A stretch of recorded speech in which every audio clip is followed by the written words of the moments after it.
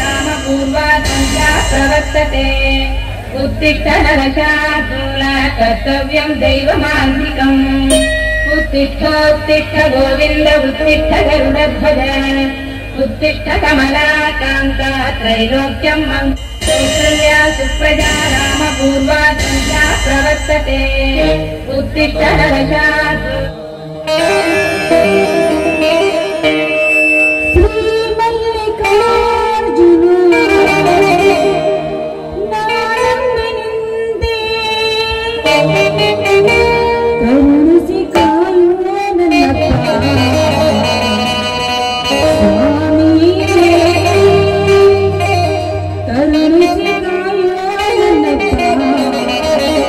देवने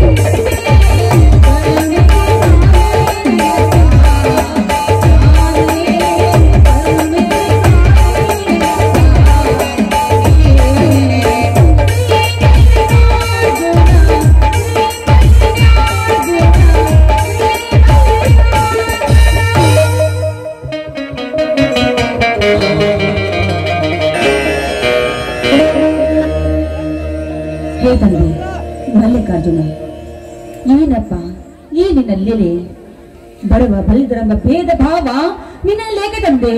ನಿನ್ನಲ್ಲೇಕೆ ಬಲ್ಲಿದವರನ್ನು ಮರಳಿ ಬಿಟ್ಟು ಈ ಬಡವರನ್ನು ನಿನ್ನ ಸೇವೆಗಾಗಿ ಸೃಷ್ಟಿ ಮಾಡಿದೆಯಾ ತಂದೆ?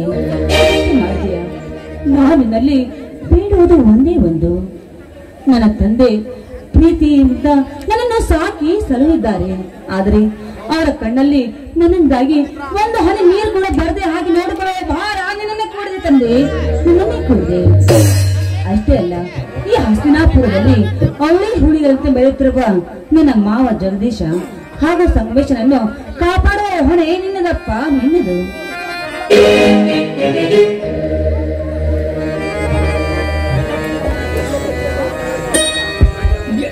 ಗಿರಿಜಾ, ಎಲ್ಲ ಭಾರವನ್ನು ಆ ಪರಶಿವನ ಮೇಲೆ ಹಾಕಿದರೆ ಆ ದೇವರ ಗತಿ ಏನಮ್ಮ?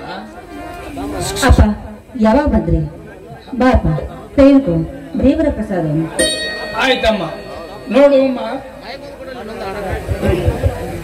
ನೋಡಮ್ಮ, ಈ ಮಲ್ಲಿಕಾರ್ಜುನ ಲೀಲೆ ಅಗಾಧವಾದದ್ದು. ನೋಡು, ನಿನಗೊಂದು ಸತ್ಯವಾದ ವಿಷಯವನ್ನು ಹೇಳಬೇಕಂತೇಳಿ ಮನಸ್ಸು ಹಾತುವರಿಯುತ್ತಿದೆ ಅಮ್ಮ. ಹೇಳಪ್ಪ, ಅದ್ಯಾವ ಸತ್ಯ ಅಂತ ಹೇಳಪ್ಪ. ಏನಿಲ್ಲಮ್ಮ, ನಮ್ಮಿಬ್ಬರ ಹೊರತು ಮತ್ತಾರಿಗೂ ಗೊತ್ತಾಗಬಾರ್ದಂತೇಳಿ ನನಗೊಂದು ಭಾಷೆ ಕೊಡುವೆ.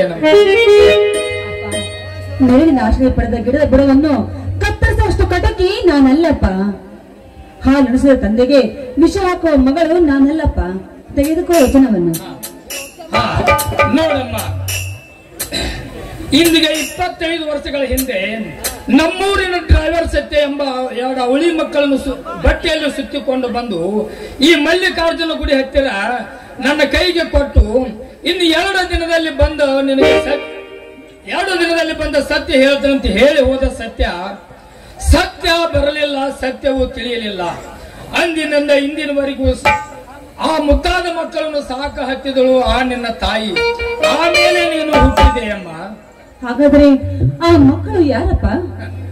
ಗಿರಿಜಾ, ಆ ಮಕ್ಕಳು ಬೇರೆ ಯಾರಲ್ಲಮ್ಮ, ಹಸ್ತಿನಾಪುರದೊಳಗ 10 ಹುಲಿಗಳನ್ನು ಮೆಟ್ಟು ನಿಲ್ಲುವ ನಿನ್ನ ಸೋದರ ಮಾವಂದಿರು. ಏನ್ ಹೇಳ್ತಿರಪ್ಪ ನೀನು? ಹಾಗಾದ್ರೆ ಜಗದೀಶ್ ಮಾವ ಮತ್ತು ಸಂಗಮೇಶ್ ಮಾವ? ಹೌದಮ್ಮ, ಜಗದೀಶ್ ಸಂಗಮೇಶ್ ಸಣ್ಣವರಿದ್ದಾಗ ನೀವು ನನ್ನ ತಂಗಿ ಮಕ್ಕಳಂತ ಹೇಳಿ ಸುಳ್ಳು ಹೇಳಿಬಿಟ್ಟೆ ಅಮ್ಮ. ಆ ಕಲ್ಲಿಗೆ ಈ ಕಲ್ಲಿಗೆ ಬೆಳೆದು ದೊಡ್ಡವರಾದ ಅಳಿಯಂದ್ರ ಮೇಲೆ ಈಗ ನನಗೊಂದು ಸ್ವಾರ್ಥದ ಆಸೆ ಬೆಳೆಯಾಕತ್ತೈತೆ ಅಮ್ಮ. ಸ್ವಾರ್ಥದ ಆಸೆ ಬೆಳೆಯಾಕತ್ತೈತಿ. ಅಪ್ಪ, ಅದೇನ ನಿನ್ನ ಆಸೆ ಅಪ್ಪ? ಅದೇನಿಲ್ಲಮ್ಮ, ಜಗದೀಶನಿಗೆ ನಿನ್ನನ್ನು ಕೊಟ್ಟು ಅವನಿಂದ ನಿನಗೆ ಕರಿಮನ ಸರ ಕಟ್ಟಿಸಿ ಆ ಪುಣ್ಯಾತ್ಮನೆ ಕೊಟ್ಟು ಮದುವೆ ಮಾಡಿ ನನ್ನ ತಲೆ ಮೇಗಿನ ಭಾರ ತೆರೆಗಿಳಿಸಬೇಕಂತ ಮಾಡಿದ್ದೇನಮ್ಮ. ಯಾಕಪ್ಪ ಈ ನಿನ್ನ ಮಗಳು ನಿನಗೆ ಎಷ್ಟು ಬೇಗ ಭಾರವಾದೇನಪ್ಪ? ಅಪ್ಪ, ಯಾಕಪ್ಪ ನನ್ನ ಮದುವೆಯ ಬಗ್ಗೆ ನಿನಗೆ ಯಾಕೆ ಇಷ್ಟೊಂದು ಚಿಂತೆಯಪ್ಪ?